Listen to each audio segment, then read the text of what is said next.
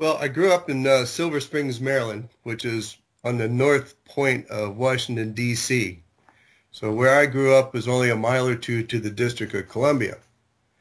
And I went to high school at a Seventh-day Adventist high school, which was a parochial school. So when I graduated in the summer of '67, I ended up in another parochial college for a year, and I was just getting tired of the religious aspect of everything. So in the summer of '68, I dropped out of college and I lost my TWS deferment and went to work at a Dodge dealership in Washington, D.C. for until I got drafted, basically. So that year I spent, playing around with cars and motorcycles and drag racing and just everything that a 19, 20-year-old kid would be doing at that time. In August of 1969, I got that letter in the mailbox, report for duty. And I was thinking, wow, this is like the last draft call. Couldn't they just waited a little longer? Because the lottery system came in right after that.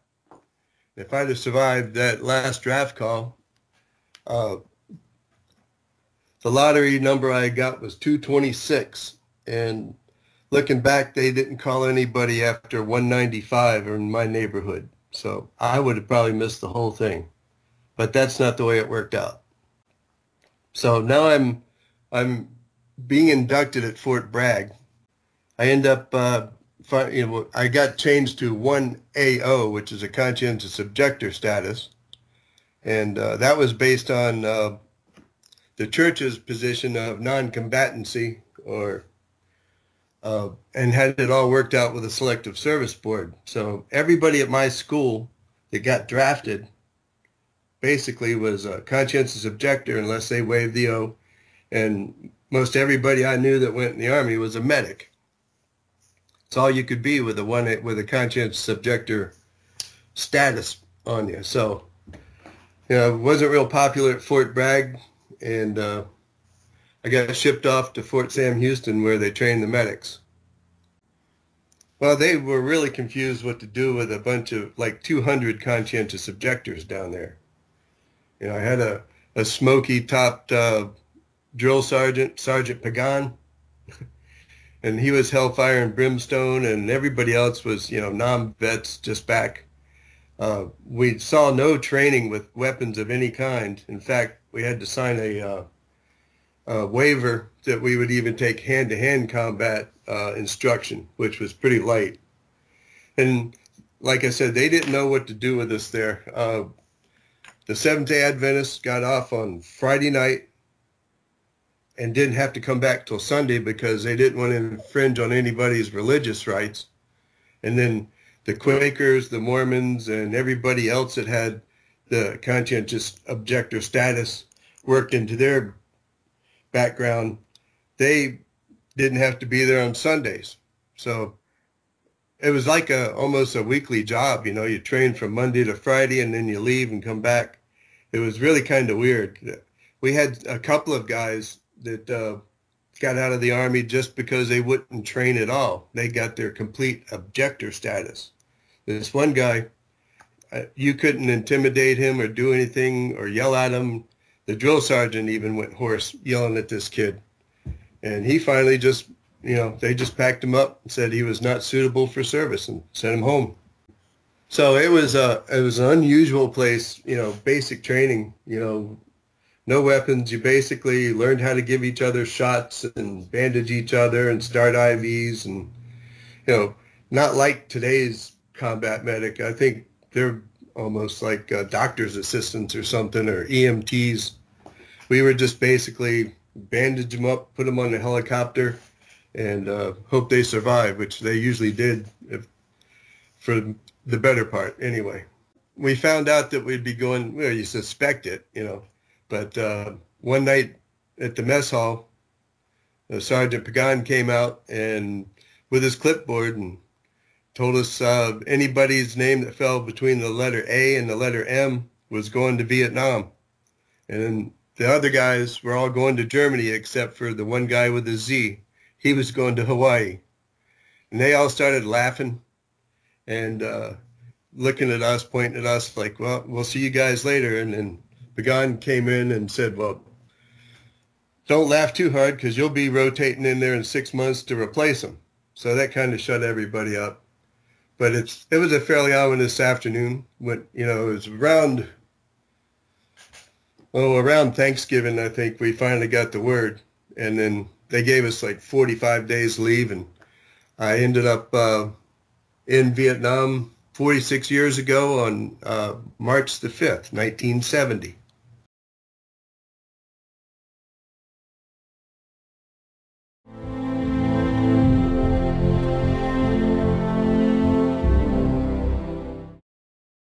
Well, let's see. It's March 22nd, and the day I went into the bush would be March 29th. That's a week from today, 46 years ago. And at that time, I had decided I was going to carry an M16, even though I was a conscientious objector. Classroom debates are one thing, but reality is what it is. And I don't think anybody on the other side was going to ask me what my political affiliation was or how I felt about shooting at somebody. So anyway, I go to the bush, and we end up out around Song Bay, LZ Buttons as it was known in those days. And about 2 weeks in, I get my first medevac patient. Greg Egan, who was a gunner in 3rd Platoon, got into some nasty little bees of some sort. And I guess he didn't know, and nobody else knew he had allergy to bee stings. So he became my first patient, my first medevac. And that all went down pretty good. I was pretty happy. He was pretty happy. Everybody, he had to go to the hospital finally. The fact that it all went as planned and we got somebody out. So I had a non-hostile medevac for my first attempt, which was muchly appreciated. After that, we got a call to come into the LZ back to Buttons, and everybody was there. The whole division seemed like it was there. We were camped everywhere, and we didn't know why. And it turned out we were being ordered into Cambodia by President Nixon.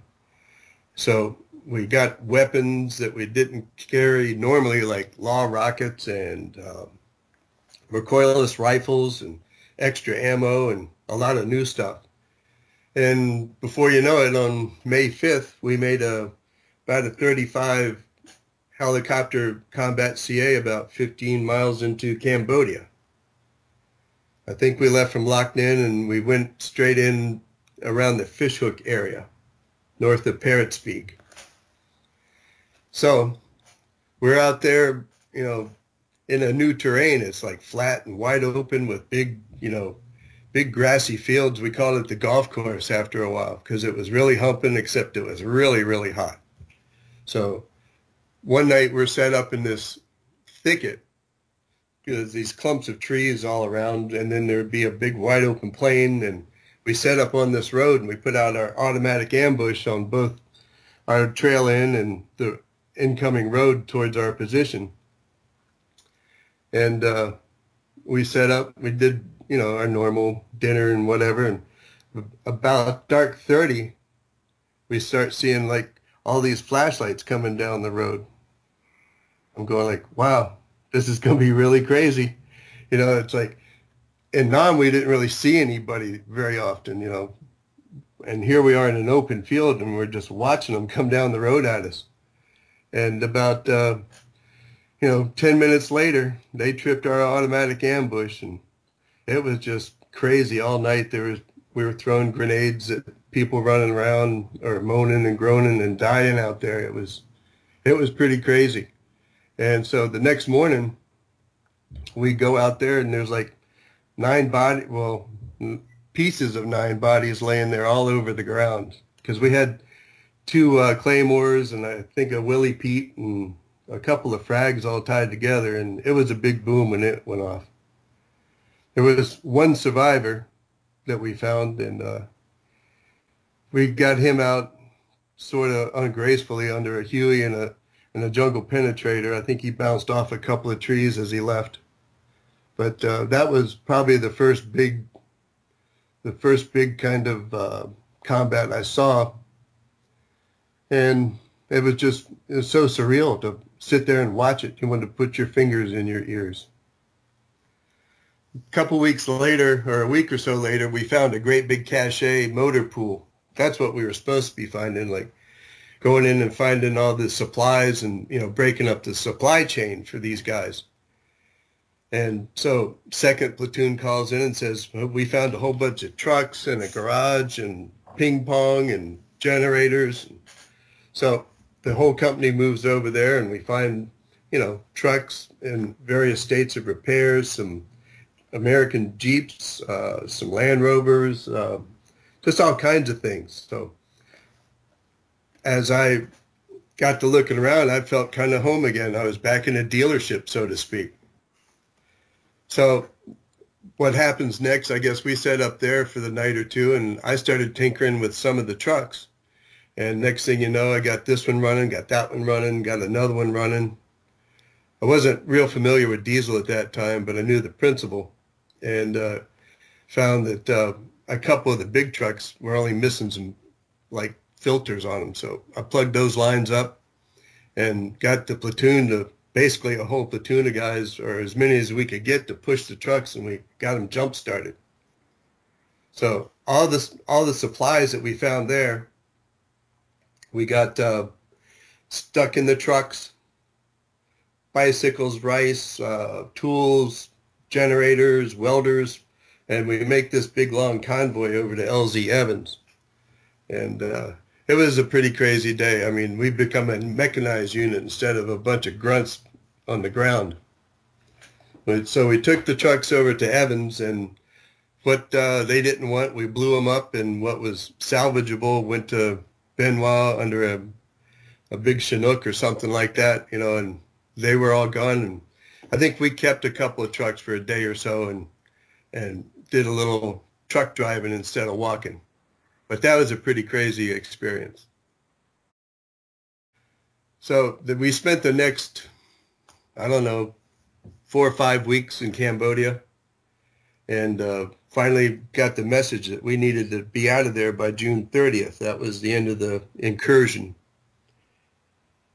So we started walking back towards Vietnam's border, and we got into a firefight on June 14th that these guys were pretty good guys. They were definitely not your run-of-the-mill VC. They were NVA.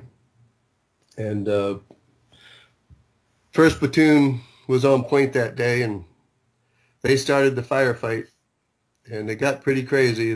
We couldn't get any commo with anybody until the RTO got up, basically hid behind a tree and held his assistant held the radio up behind a tree so we could get some artillery in there. And it was just a really crazy day. And we had Mickey Wright got killed that day, and Tom Johnson, our point man, he got wounded. And it just wasn't a good day. So the next day we get Mickey's body out. We have a medevac for TJ, and we get Mickey out the next day. And while we're doing the log, our company commander, Mike Christie, he decided to leave one of the automatic ambushes on the trail to our log site. And at that time, we had taken the full log, and all of a sudden this explosion goes off. It was our automatic ambush had just blown up. So we head back down there to see what's going on, and there's a couple of NVA soldiers there that are dead.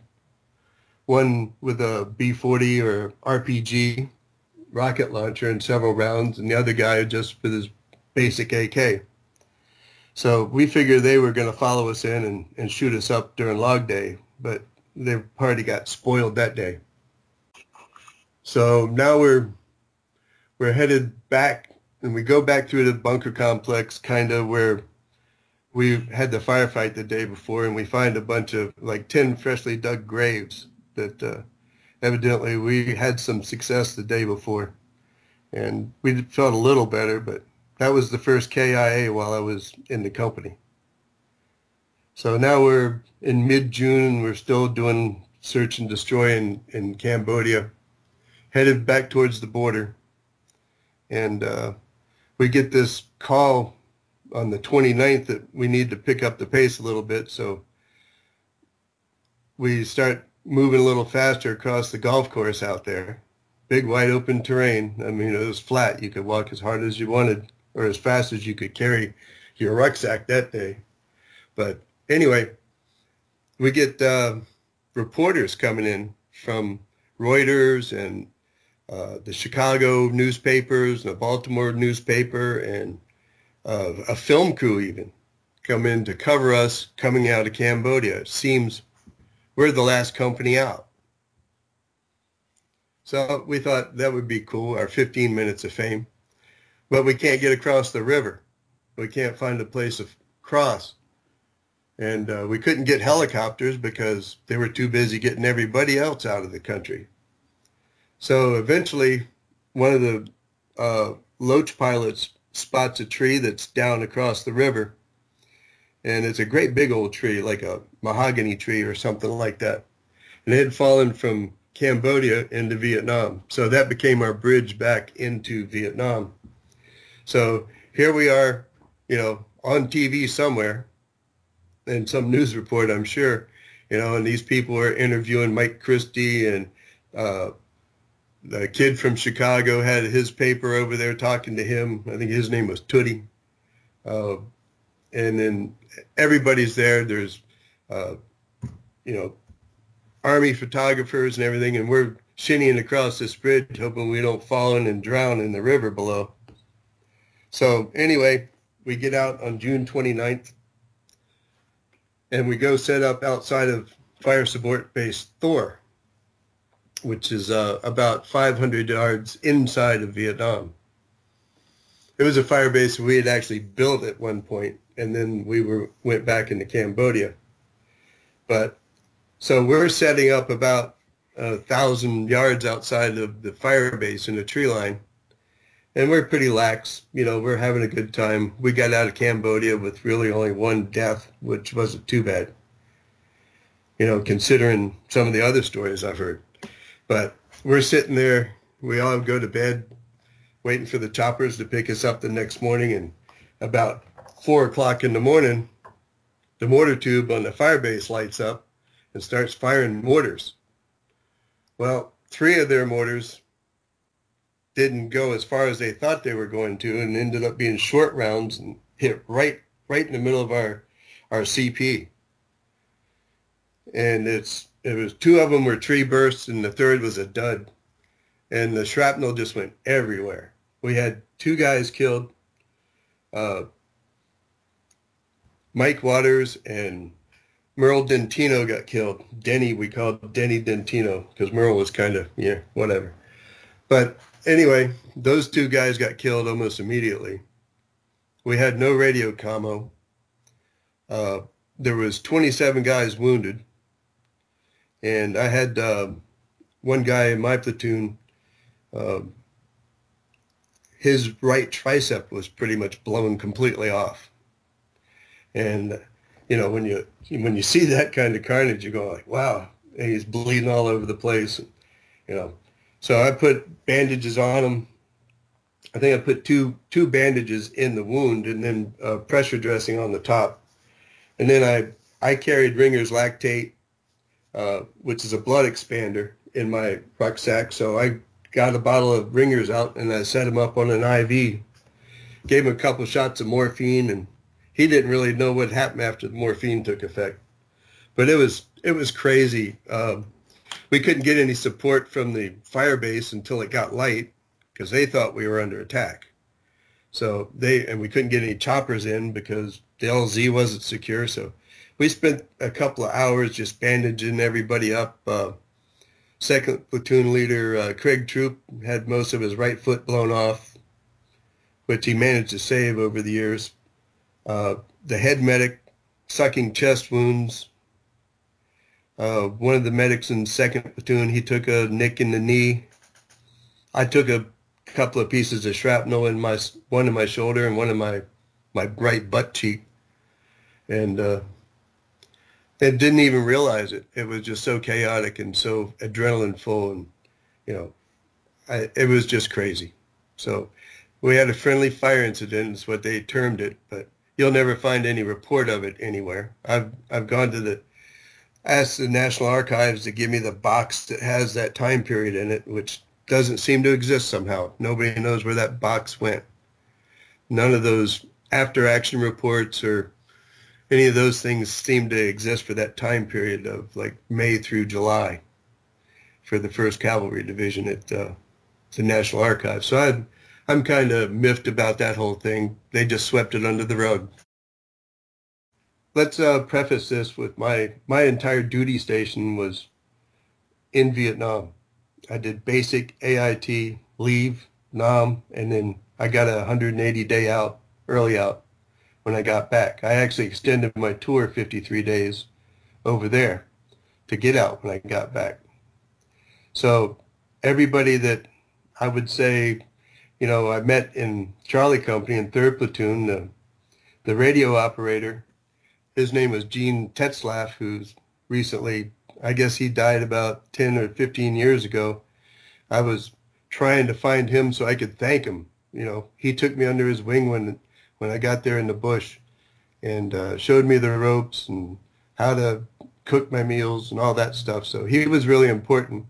I think he probably took an interest in me too because I walked behind him in line, so he didn't want this F&G behind him to blow him up accidentally. So it was sort of like, mutual cooperation at that point. My platoon leader at that time was Rick Fredericks, and he was a ROTC, ROTC guy that had joined the Army, I guess, and he was pretty savvy. He'd been in the bush for a while, and I thought he kind of knew what he was doing, and we had a pretty good, tight platoon.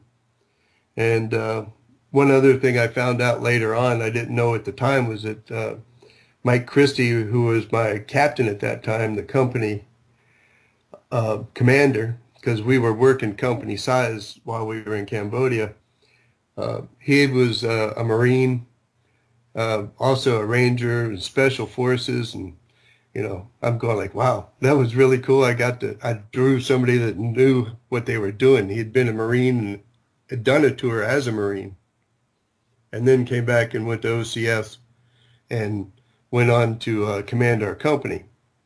So those 3 guys there basically, are the ones I've respected the most. Yeah, I actually got out of the field twice. The first time I got out of the field after about 6.5 months with Charlie Company, I ended up going back to the headquarters, and they sent me over to 15th Medical for a while. And my orders to fly medevac had come through at that time. I said, well, I don't think that's such a great idea after spending 6.5 months in the bush.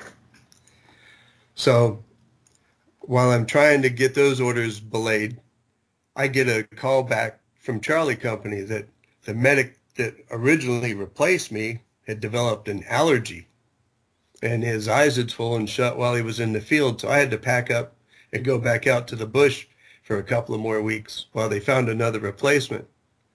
I'm going like, why didn't I get an allergy or think of that? That would have been a great idea. So anyway, the second time I got out of the bush, I have to come back and explain to the division surgeon's office why I don't want to fly medevac.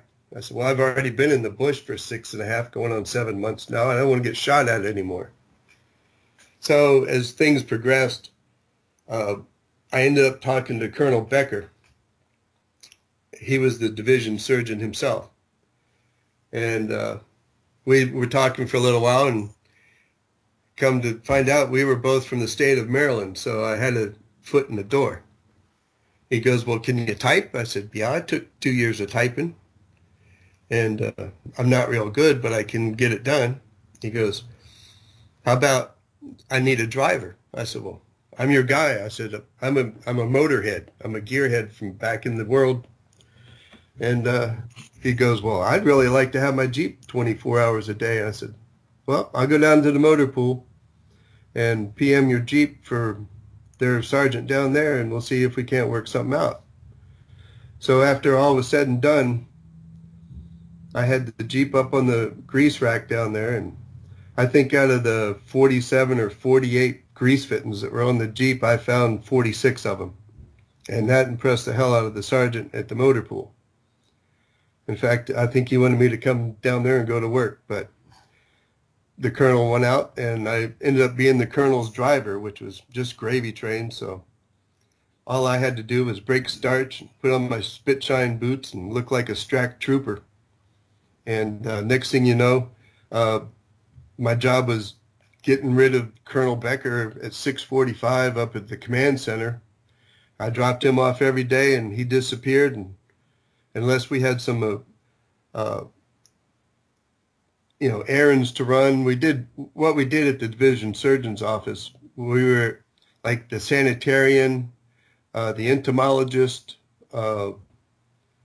We inspected the mess halls and all the officers' clubs, and we checked the water quality at all the potable water stations. So unless I was taking one of those officers around or inspectors around, I was off the hook for the rest of the day. So I would do a photo tour of Phuc Vinh, or drive down to the PX, or go do the laundry in the village of Phuc Vinh, or, So I had a really easy job, so I'd have to say that's my easiest favorite duty.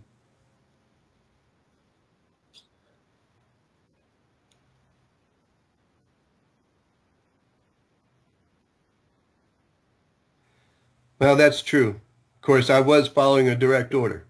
The colonel said, take these 4 captains, they were all medical officers, over to 227th and put them on the helicopter. Well, I did get a ticket for having 4 officers in my Jeep. That's 5 people in a Jeep, and only 4 are allowed. So basically, the 2 MPs that followed me into 227th, where the helicopter was waiting for these officers, wrote me up and gave me this ticket. And so now I'm looking at Article 15. And I didn't think that was really all that funny. So back to 15th Med, I explained myself to Colonel Becker, and he goes, well, you're just following a direct order. So he went with me to the Judge Advocate General's office, and they got together, and the 15 got wiped off of my record, and I was absolved of all guilt at that point.